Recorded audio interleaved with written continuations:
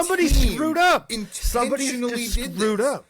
Was I don't think. I don't. I mean, that's some tinfoil hat stuff right there. Did somebody intentionally just tweak the car down a little bit more just to run that little bit? Just a little bit. Just a little bit. Welcome to the Paddock F1 with Greenie and the cheese. We're caffeinated. We're medicated. It's a podcast by fans for fans. Your dose of F1 news. All the races, all the tracks, and all the drama. Coming up on today's show.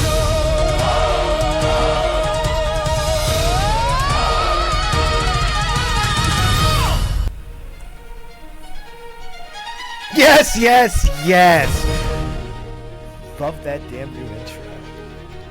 In the Paddock F1, Greenie and the cheese. Thanks for listening. Thanks for watching. Hit that subscribe and like button. Whoever you're listening to, it's round 22.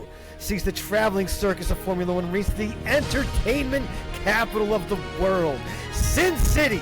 Las Vegas, baby. For the third time, this is Las Vegas Grand Prix. Las Vegas known for the casinos, resort hotels, the strip, the shows, the Elvis impersonators. But as we all know, boys and girls, Elvis said it best. There's blackjack, there's poker, and the roulette wheel of fortunes won and lost in every deal.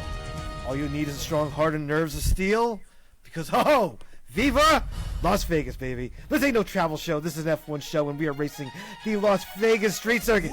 17 corners. 3.85 miles, second longest on the counter, 2 DRS zones, through the streets and down the strip at 220 miles an hour.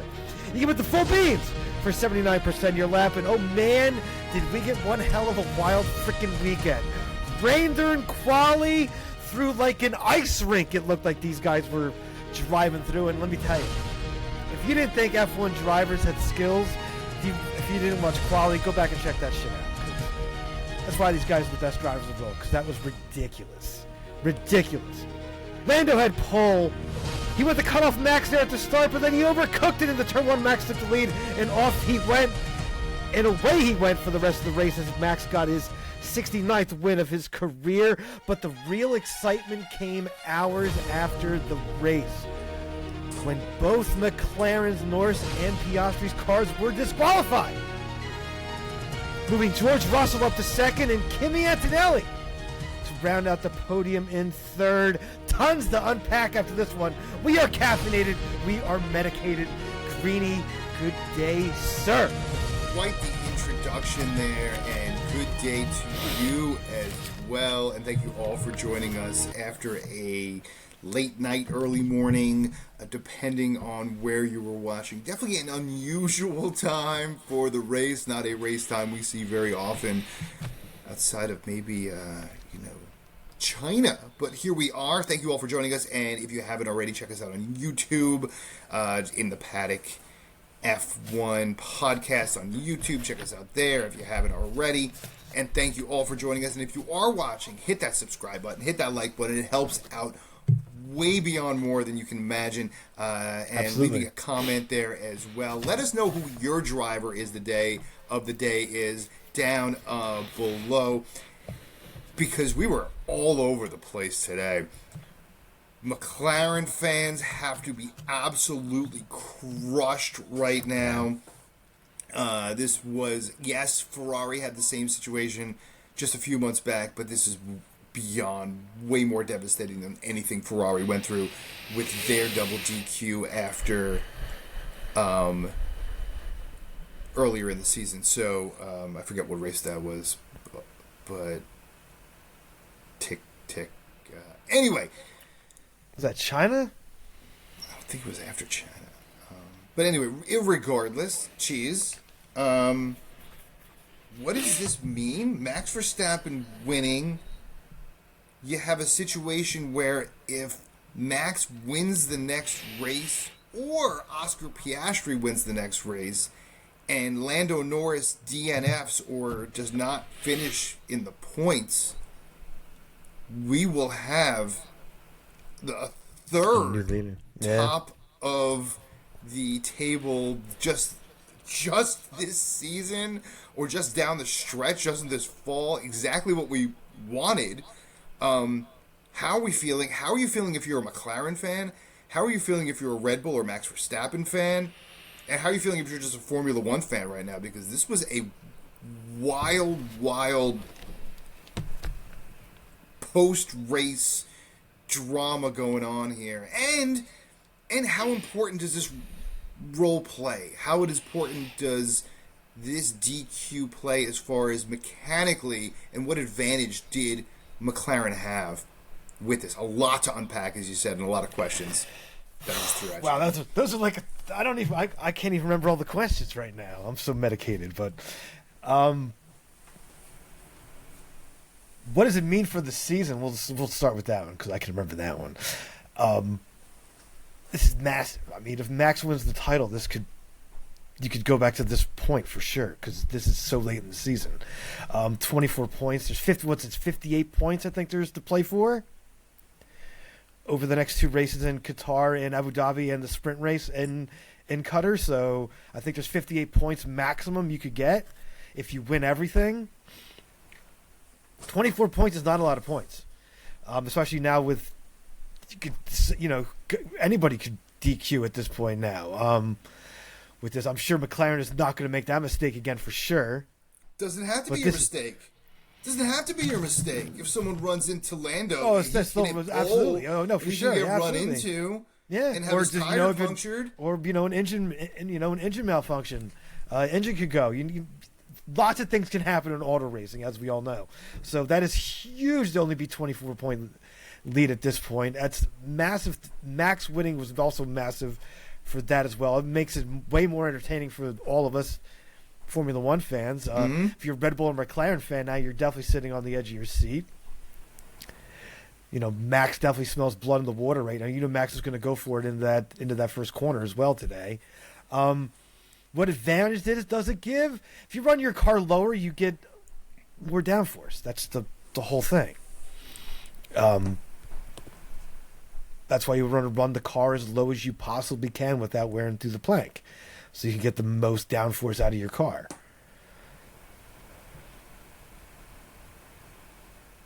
Yeah, there was another question too you had in there. I think the biggest questions are, again, has this affect the season, which you said, but the power is out of your hands now if you're Lando Norris, right? Because no, the power's not out of your hands. You still got a 24-point lead. If you take care of business over the next 2 weekends and the sprint race, the title you still have the advantage. You'll still have a 24-point lead. The only way you completely lose the lead is if you do not finish the race. So with that, that's what's going on right now, right? Right? You look at it, and if there's a mechanical failure or you get crashed into, or we have potentially some kind of epic, it feels like we're going to have this epic all-time finish. It feels like we're setting up for this epic all-time finish, and that's why I say the power's kind of out of his hands, much like the power ended up being out of Lewis Hamilton's hands at the end of the 2021 season, where it was completely in his hands, but it was pulled away, right? So it feels as if something is going to happen right down to the wire. I'm not saying this is manufactured as it felt in 2021 by maybe the powers that be. I don't know. I'm not going to get into conspiracy theory and put my tinfoil hat on here. But get out the tinfoil hat, baby. Come on. Get out the tinfoil hat. But you could, because we're in like Bizarro world with this double DQ. Completely, this is a situation where the power was taken out of Lando's hands today. I mean, the guy had a legit finish, had a legit podium finish, and ended up with 0 points. 0 points.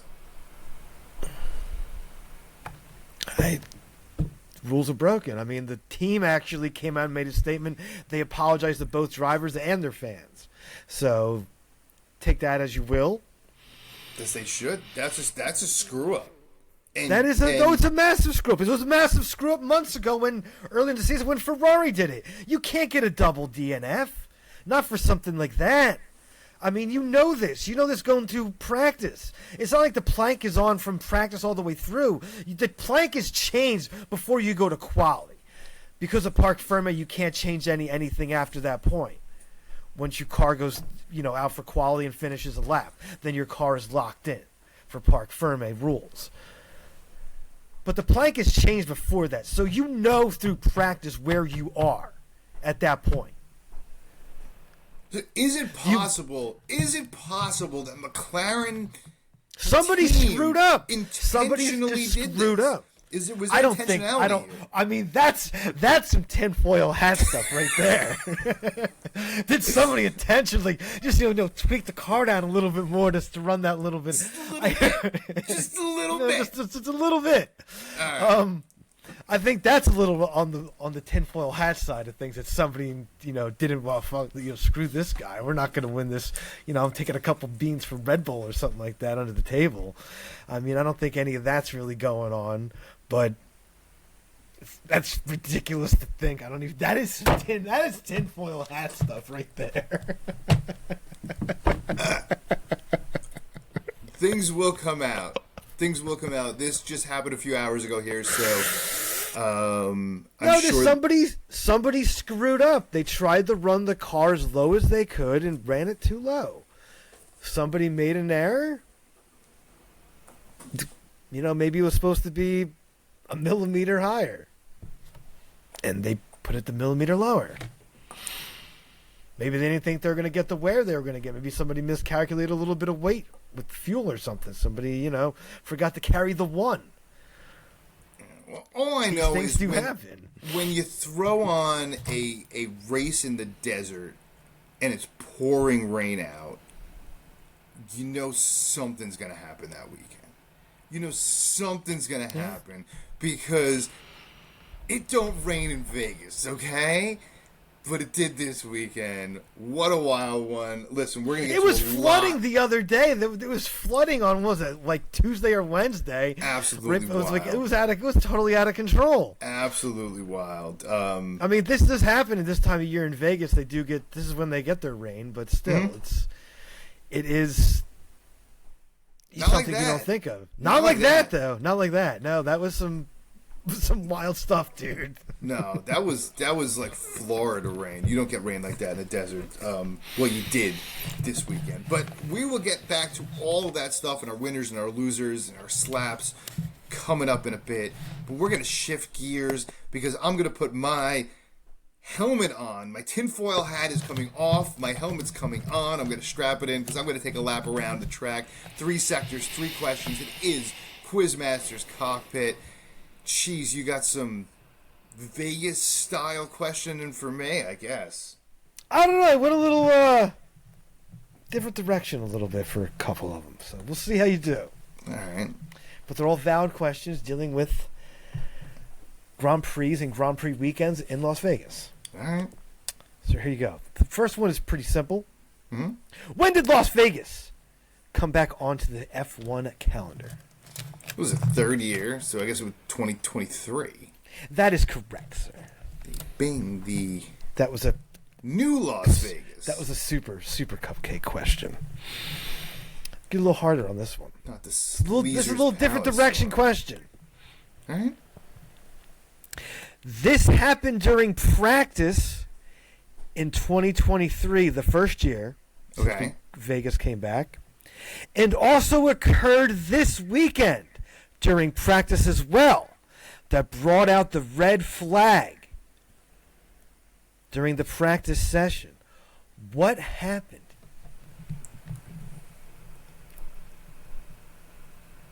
The freaking sewer cap. Yes, that is correct, sir. The manhole cover was loose. The manhole cover. I don't like saying manhole, but that's just me. It's not a word in my lexicon. Some people don't like hearing the word moist. I don't like manhole, but to each his own. Sure. Get that suspense music going, goddammit. That's 2 for 2. Oh, it's been a while. It's been a while. It's been a minute. been a minute. It got buried under other. It did get buried. It did get buried there for a while. It's been a few weeks. There we go. Went a little different direction for this one as well. All right. Let's see if you can. Not much. Let's see if you can Vegas remember. Strip. Well, no, that's not right. Three That's true. seasons here. But so. I also went back to the 1980s, my friend. All right. Back in your DeLorean? Back in the DeLorean. What was the name of the Las Vegas F1 race in the early 1980s? I believe it was a hotel that I have been to before that I have lost. Actually, I think I won money at this hotel, which would have been the Caesar's Palace Grand Prix. Is that correct? That is correct, sir. Yes. That is a winner chicken dinner. Yes. It's been a while. I think this might actually ruin your week because you don't get to see on the YouTube show the explosion of the board as we do for those of you who watched on YouTube. Thank you all for watching and liking and hopefully dropping a comment there. Because when you do lose, you blow it up. But we didn't. And we're going to go into winners, which I'm sure you have to reshuffle your deck over there. I absolutely have to reshuffle my deck for damn sure, because I definitely have I didn't think you were getting, I didn't think you were going to get them. Get all three. That's for damn sure. So, but let me reshuffle here. Winners. We didn't even mention this at the opening, but we did, or I did at the beginning there for real quickly, but we didn't mention it in our in the news or whatever thing. But we got to give it to Merck, second and third. Absolutely. I would say they pretty much clinched the, probably second in the constructors, unless they go through an absolute disaster. I mean, Ferrari is pretty much nowhere at this point for points wise to compare with them. And now George Russell again, just throwing up massive points. I think that's going to tie his, or put him at the. I think he clinches. Fourth? I think in the drivers for the season. I think. Yeah, I think he clinched fourth. I think he now clinched fourth. He cannot. Well, I don't know now. I don't think he recalibrate if he actually is mathematically able to still win it all. But I think mathematically he's been eliminated. Mathematically, he's out for the drivers to win the world title. For the drivers because of Max 1. Yeah, so he's mathematically out. I don't know if he was reshuffle. outgoing. I think he was out after last weekend, actually. Maybe, but, maybe. Huge for Merck, and Russell. Another podium for Kimi Antonelli too, closing out the year pretty strong here. Kimi almost ended up on the. Well, hold on. Kimi almost ended up on the loser list for that false start, that 5-second penalty, because that. He did overcome it though. Now did he? He did overcome it, and he pitted crazy freaking early, and he pit like lap 2 or something. So. I mean, and he took those tires to the rest of the race, so that was a little, I don't know, maybe a little tire whisper running off from George Russell there on the little on Kimi there. So. And the most backdoor podium you'll ever see. But go ahead. Hey, you know what? These things happen. Take them when you can get them, son. I mean, they had a disastrous weekend, but the drivers overall for Ferrari, Leclerc and Hamilton coming back from 20th after the team didn't tell him he made the line in Q1. They didn't tell him until he was, already let off, and it was just an absolute disaster. I don't know what the hell's going on there, but I got a lot of things I could say about that, but we'll save that for another time. Also, the owner, I could definitely talk some smack about his ass too. And then Charles Leclerc finishing fourth now as well. Great, serious drive because the car was nowhere. I mean, Leclerc trashed the car for being bad in wet weather since he's been there. So that goes back to 2019, I believe, or something like that. So it's bad, but got to give him kudos for the performance they put in a rubbish car.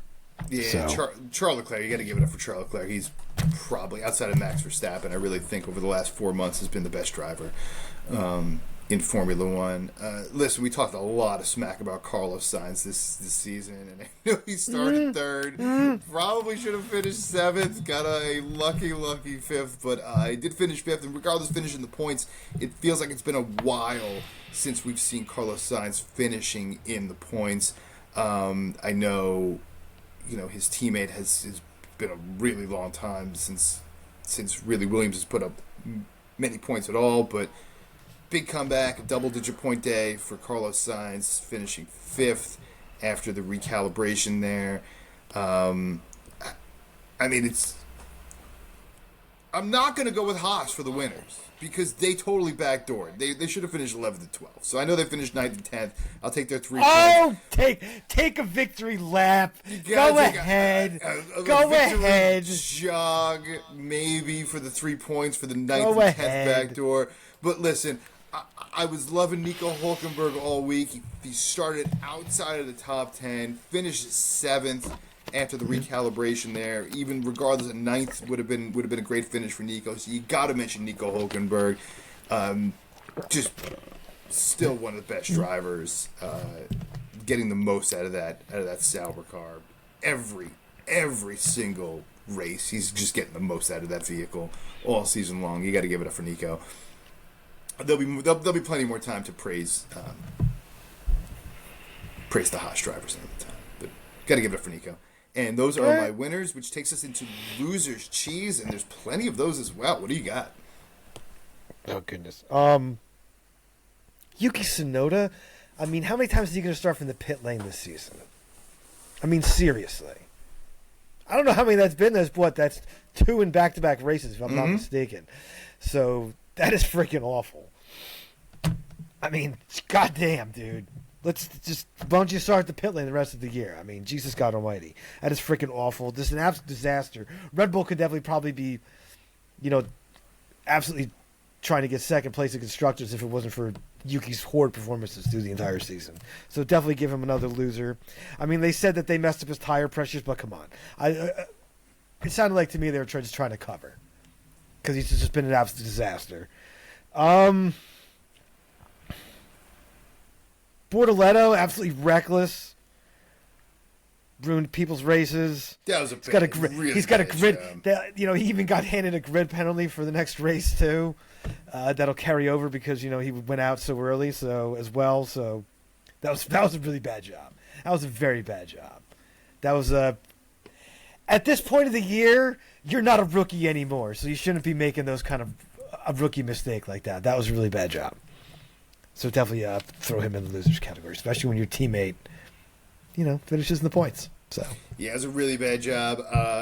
Speaking of teammates, Alex Albon, praising Carlos Sainz. Alex Albon, he's just like taking steps backwards.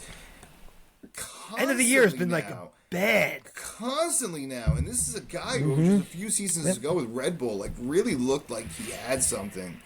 And looked like Williams, especially going into this year, was going to be, and he's just fallen apart down the stretch. I think it was 6, only 1 out of every last 7 races has he scored any points. So. I believe. I think something. Yeah. Just really, really bad. Alpine is still a disaster. Can't get out of their own way. Pierre Gasly, who put up a really solid weekend.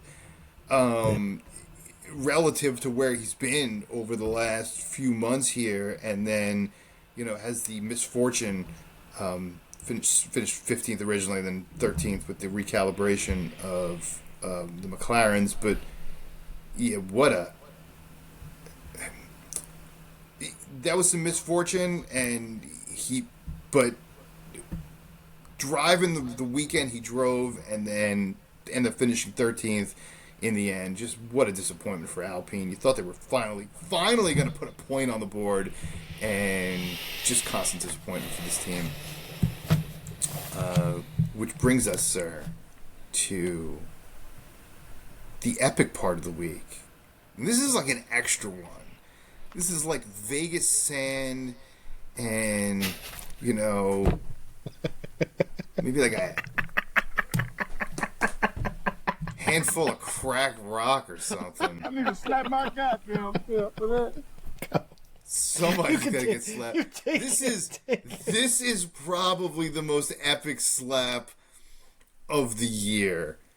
Because this is so devastating, and I think just because it just only happened a few hours ago here and we're learning about it, especially after everything we talked about with McLaren, and I know we spoke about it earlier, it was a lead story, but how do you not give the the slap of the year, Cheese. I'm calling it the slap of the year. Front hand and backhand. Okay? Wow! Both ways.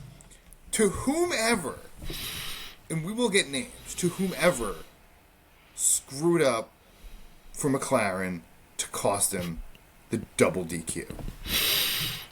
And we're just finding out about this. It seems like a pretty straightforward situation, but someone has to be responsible for screwing this up. And you want to blame Zach Brown? Okay, like that would be logical because the buck stops at the top, right?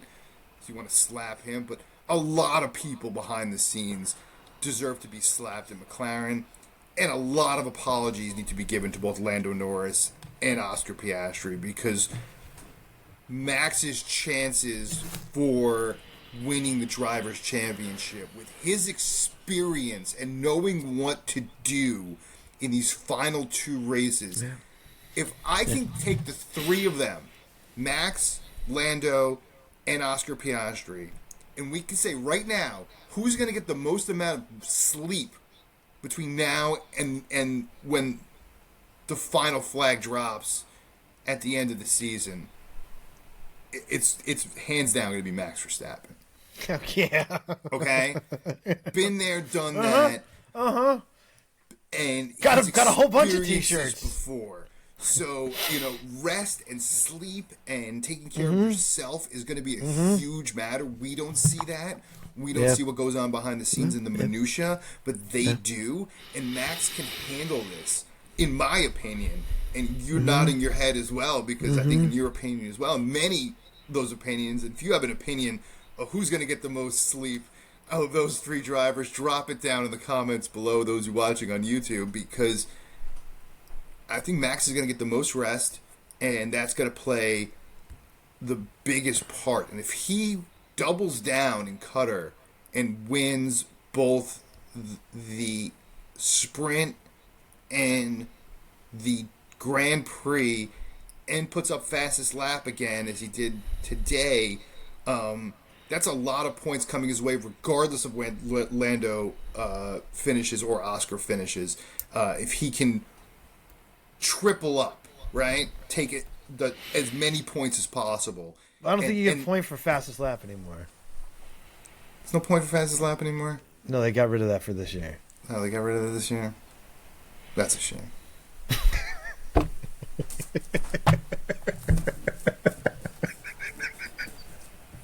Shows how much I pay attention.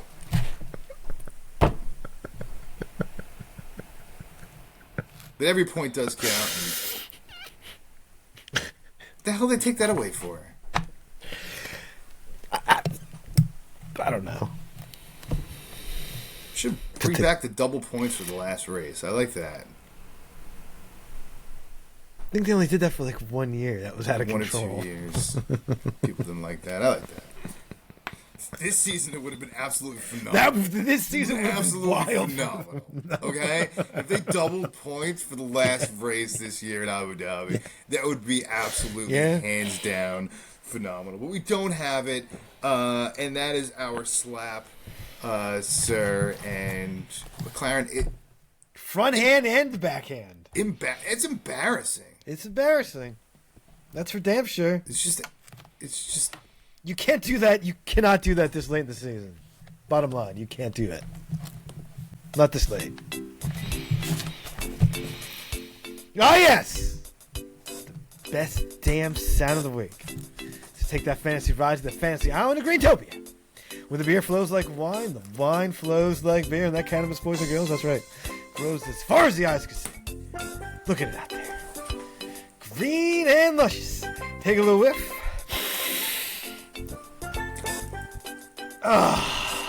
That air smells fantastic. Take a little walk to the top of the little casino top. You got them tickets in the hand? Are we cashing in or are we? Check it out. Let me tell you, Cheese. I don't know what happened to start the season, but we are rolling at the end of the season here. 3 straight weeks, both of us on the plus side of the money. So we dropped into the low 3,000s in the Greenie Bucks category, and we're both in the 4,200 zone now. Okay, so for those of you who missed last week's episode or 2 weeks ago, from the last race, we were dead even at 4,182, which is preposterous. Almost, we're literally dead even in points to that number. We are no longer dead even in points, but we both also had, once again, another plus week. Let's go through the bets as they landed. We both had the double top 10 for the Racing Bulls, which did not happen. Thank you, Liam Lawson.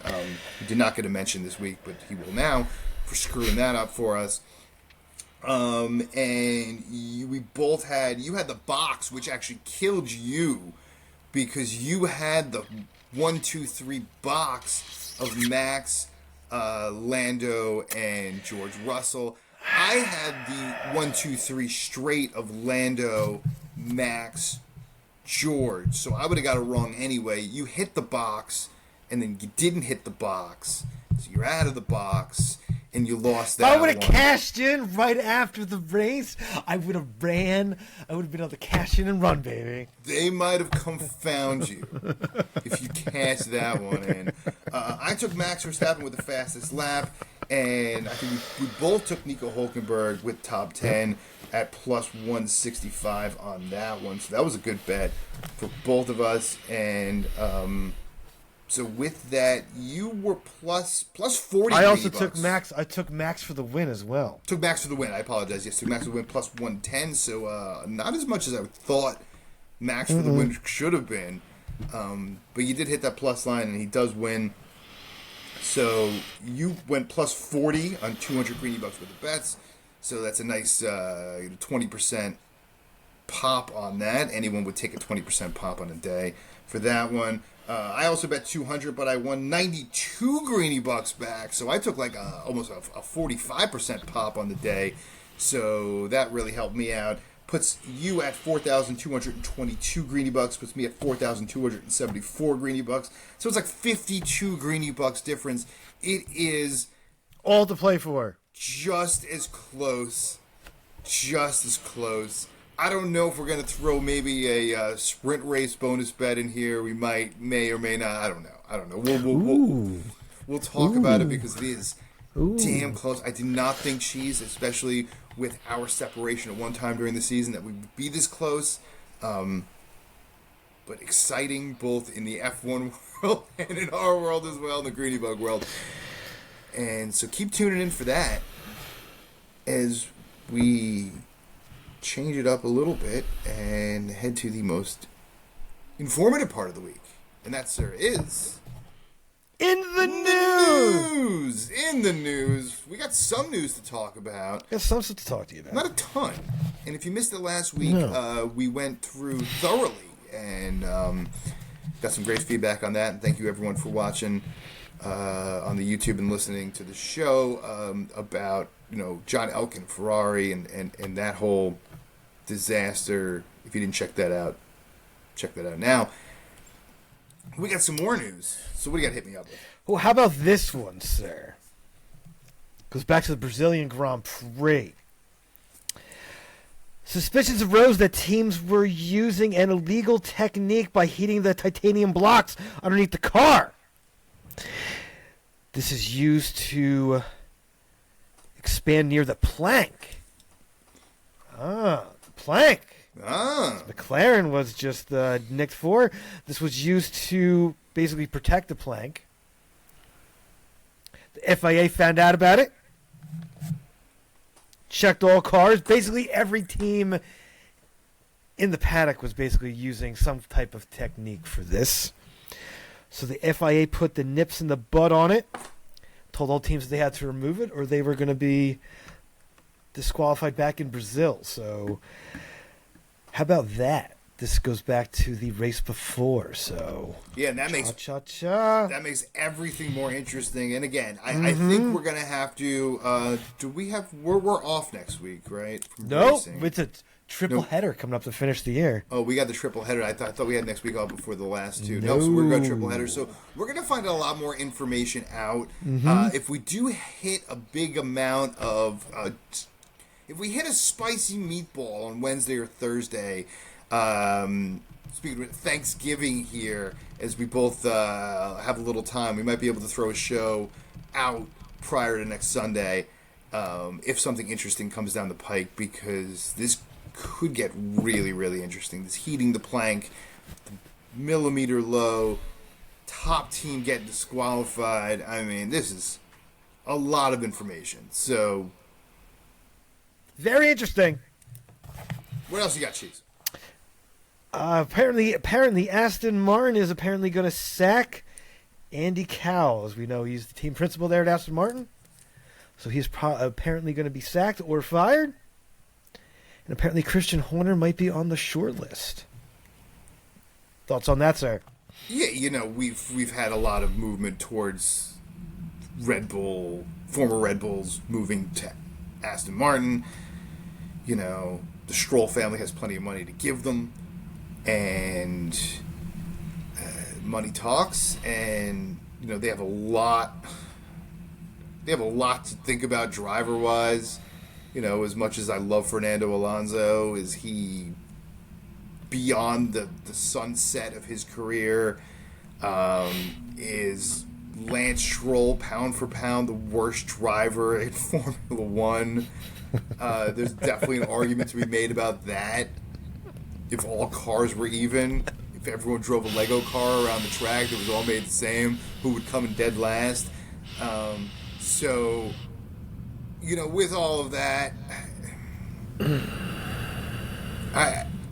Aston Martin needs. I don't think their only problem is management. I think they have to have the as Dwayne "The Rock" Johnson says, the testicular fortitude to make the right moves on your drivers to be able to compete. Because with an aging Fernando Alonso and a not very good Lance Strolls, we've talked about many, many times, the worst percentage in driver history versus your teammate, okay? Yeah. In history. And we're talking over 200 races. That's not going to be a winning formula. So there's a lot of facets to look at. So I don't know if Christian Horner could be the end-all, be-all saving grace of Aston Martin. I think there's a lot to look at. Agree, disagree? How you feeling?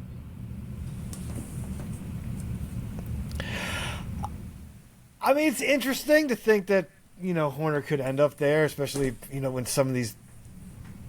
maybe some of these guys left because of Christian Horner, and then they're going to have to team back up with them again.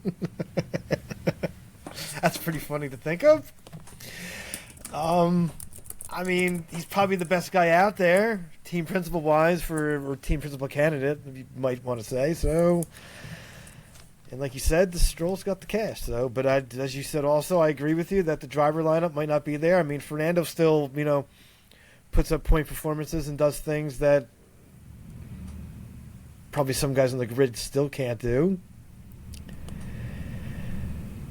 I mean, I agree on Lance Stroll. I mean, we trash him enough on this show. We do give him props when he does something right, but those are few and far between. So I think the lineup definitely has something to do. And there's rumors they were going to possibly bring Yuki on board. I mean, is that really the direction you want to go either, too?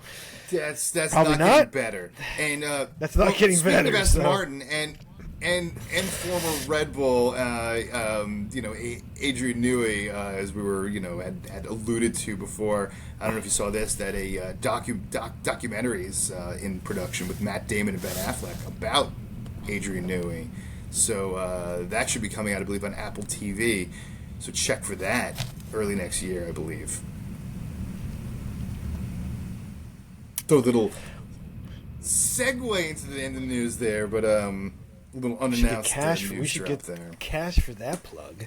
Forgot to mention that one. All right, keep going. I got a ridiculous one to close it out for you. Just because. Did you enjoy the top 3 drivers after the race being driven by a Lego pink Cadillac to the ceremony? And also, Mickey Mouse out there in the Bellagio fountains, directing it like it was Fantasia, light water show with the drones, making the F1 car and it was a scene, man. It was Disney in Vegas. I didn't know Disney had anything to do with Las Vegas until today. That was shocking to see the mouse, to see the mouse, the House of Mouse out there in Sin City. So I knew you were gonna have something to say about that. I got a lot to say about this. First of all, the Lego car, we did that. We did that already. Okay? We saw the Lego car. We're done. Alright, now it's a Lego car. We did that already. Let's move on. Think of something else. Alright? Very cool. Think of something else. I don't know. Could have paraded with a bunch of Elvis impersonators.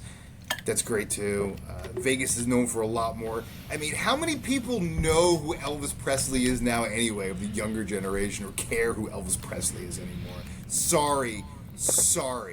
Pink That's Cadillacs and Elvis Presley. That's fair. I don't know. To me, it's just antiquated. I remember some kid didn't know who I work with. Somebody was referencing Tommy Boy, and he had no idea. It's a younger generation following this now. So no offense, but Elvis Presley wasn't our generation. No, he was dead before we were born, and we're no spring chickens anymore. Cheese. No. So with that, and now let's get to Mickey Mouse. Okay, Las Vegas is Sin City. Okay, Mickey Mouse is the opposite of Sin City. Alright? I know you're trying to do a collab. You're trying to collab here. It's like having Mickey Mouse, I don't know, like, it's too much. It's worlds colliding that shouldn't be colliding. Mickey Mouse and Disney. I mean, you had the Fantasia thing, you get a little get the little paraphernalia going. You could find some dude hawking on the streets there in Vegas. It might be a little good time. You want to see Minnie Mouse walking down the runway at the Crazy Horse? Is that where we're going? Is that where we're going here? Put in a Motley Crue video? Like, where are we going with this? I think it was more like an acid trip with, the Fantasia thing they had going on there, but it was too much. I think Vegas is struggling, that's for sure. We talked about this before. Vegas is struggling with tourists. Most of their tourism, besides Americans who can now gamble at home, Canadians who want nothing to do with coming to Las Vegas or the U.S. in general, and Europeans as well. So you lost a lot of that. Thank you for Meta and Mercedes for reaching out to us for press passes and having stuff for us, because that's how bad probably got. that we had press passes for the weekend. They probably had like 100 sitting there. I had no idea what to do with them. So when they're reaching out to us with press passes, that not a lot of people are showing up. So maybe it was the weather that kept people away. But I forget what practice session it was.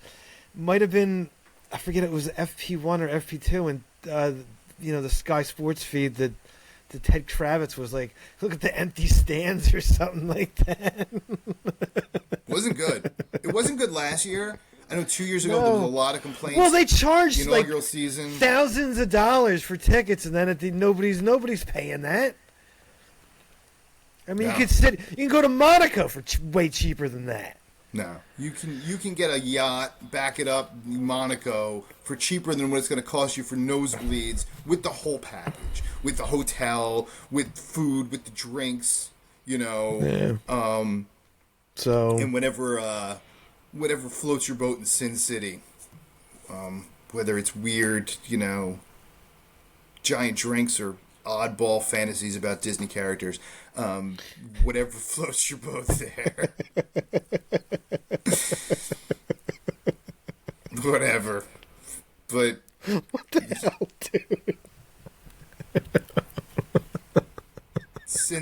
is no place for Mickey Mouse. If that's the, I think we'll end it there. We mentioned it before, sir. But where are we headed next? We're going to Qatar, man. We got a sprint race and a Grand Prix coming up next weekend. So it's not too long here to end it out with the triple header. There ain't no crazy horse in Qatar, I'll tell you that much. So that's for sure. Ain't nothing like that there.